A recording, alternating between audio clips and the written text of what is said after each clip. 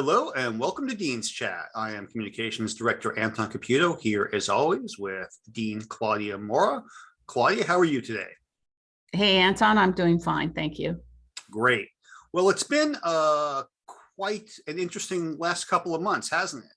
Oh boy, it has. It has. I had a friend write me the other day and she said, "So how's it going?" And I said, "Oh, ice, no bad water, pestilence, all the usual things." But and that's kind of where we are these days, isn't it? All these one-off things that are supposed to rarely happen are happening, and they're happening one on top of the other on top of the other. So it's been an exciting start of the semester as usual. Yeah, it does. It does certainly seem that way, like we're getting hit with shot after shot. But it's nice to see people back here and students in the halls and people back at work, at least half time or part time. And we wanted to talk about, of course, the new website and the fact, as we all know, that the world needs geoscientists. That is the message right on the first page, and I think it's a message that I will shout from the mountaintops or from my desk or anywhere that I am. Geoscience is really foundational to understanding and building resilience to all of the challenges that society faces these days. And I think it's really important to remind students of that and to remind the world of that. Geoscience is important, and the world needs geoscientists. Absolutely. And Claudia, I know you've been very active in this project as we're trying to redesign kind of our messaging and our website. Can you kind of talk through what we're doing here and why we've redesigned the front page? Sure. Really, we had a couple of different goals with the website. First was to get across this message that the world needs geoscientists. And in doing so, try to attract the students who are who want to work towards change, but don't realize that the geosciences is a direction that they can take. And we wanted to explain what we did better and to demonstrate the value of geosciences by showing the breadth of our research, for example. Very good. And of course, as you go through this front page, you'll see the different messaging and the focus on the school itself at parts two, and really what a unique institution this is. And I know that's something you really wanted to hit hard on. True. There are a lot of people who don't really understand what the Jackson School is. They may say the Jackson School, but they're really talking about the Department of Geological Sciences. Absolutely. Or they're talking about BEG, or they're talking about UTIG. But in fact, few people realize that we are all of the above. And I think that's a very important thing to point out. I want to bring out the individual and unique strengths of each unit, but also to demonstrate to students that all of these units comprise the Jackson School, and that this really poses a unique opportunity to students because they can work in an environment where we do everything from fundamental to solution-inspired research, where education might focus on everything from energy systems to climate systems, to polar systems, and to computational work, to earthquakes and subduction zones. Many schools are able to offer strength in one or two areas, and we're able to offer strengths across the board, from individual research to actually to expeditionary range or expeditionary research, and to give students the opportunity to find what really interests them in geosciences and to be involved in it. So I think it's really important that people recognize we are 3 strong units under one umbrella. And finally, I think the last thing we wanted to do was to make sure that students can very readily access information about our various degree programs, and recognize that we don't simply have a single degree but we have environmental science option. We have now a new climate track we're developing. We have geophysics tracks. We have the EER master's program in the Jackson School. We have our normal normal master's and PhD programs. Again, the idea is to get students to recognize the breadth of opportunities that we have here, and then to take advantage of it. It's really notable that so much of what happens in the dean's office here is you dealing with money and finances. And I know you've been working a lot on that since you started here 2 years ago. And you've got some pretty good news for us that I think you'd like to roll out. Can you kind of explain what's going on? I do have good news. I'm just bursting to tell this. One of my jobs is to inform the university about our particular challenges. And we were able to convince the provost of the importance of picking up a larger proportion of the faculty salaries.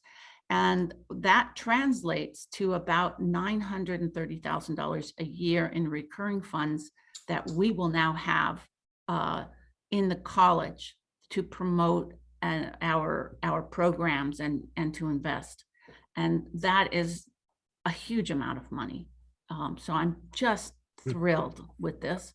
And I'm working really hard with the college leadership to identify important investments to make with this, important ways that we can support Jackson School students, faculty, researchers, and staff. We want this money to touch everyone. That's fantastic. Now, I don't mean to give anything away, but I know you've got a few ideas already, correct? I do, and I'm sharing them with the leadership of the college, and they have some ideas too. This is a time where we have to talk about what's possible and then prioritize things. But one thing I want to make sure is that we are working for the benefit of everyone in the Jackson School.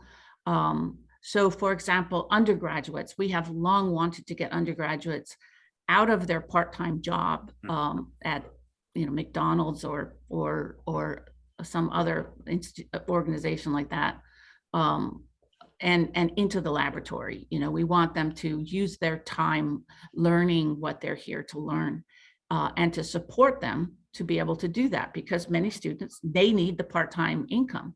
So we're going to be directing additional resources to undergraduate research opportunities to pay undergraduates a wage of $15 an hour. So it really does replace what they can make in the workplace, and to get them just learning about their science and how to be a scientist as soon as possible. Great. And then we've been talking about how to have impacts with graduate students. We've been working a lot to release additional fellowship opportunities to them, really by just using our fellowship funding a little bit differently than before, but carefully trying to match it what we have that is limited by donor intent to students, so that we get every penny out of the endowments every year and get it to students.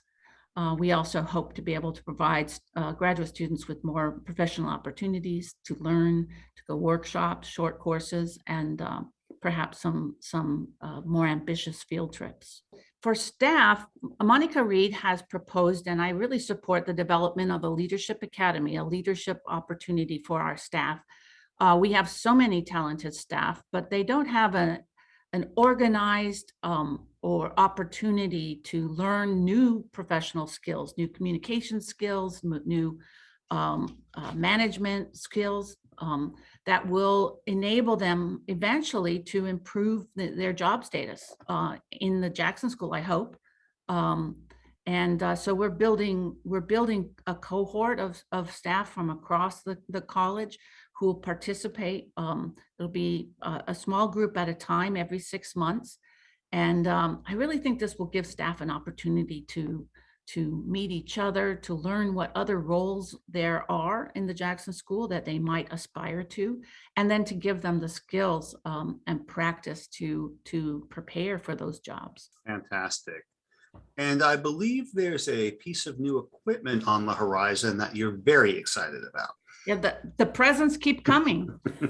Yes, another thing that the provost gave us this year was matching funds so that we can replace our workhorse ICP.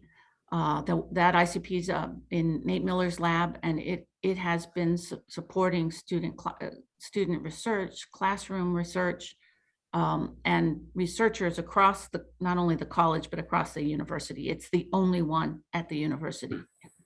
And it is an elderly instrument, so elderly that PerkinElmer's has basically said, we're not going to support it anymore. So it is on its last legs or wheels. And so we're going to replace it this year with a fancy new model that will have greater capabilities and presumably be able to run for another 15 years.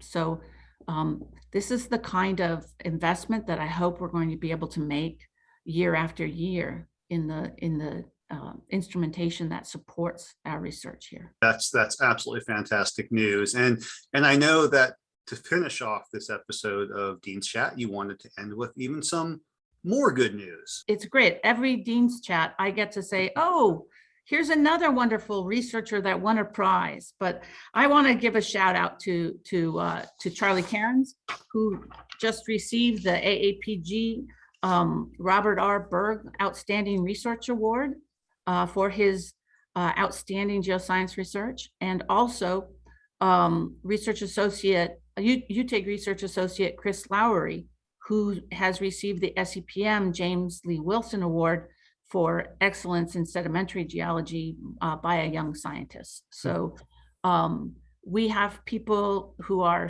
super achieving and doing excellent work at all of our units. So congratulations to you.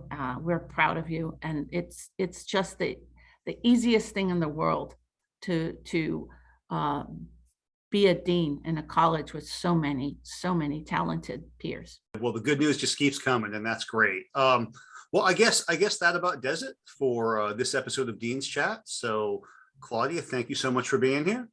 Thanks, Anton. All right. Well, we'll see you next time. Month. Yeah. All right. Bye.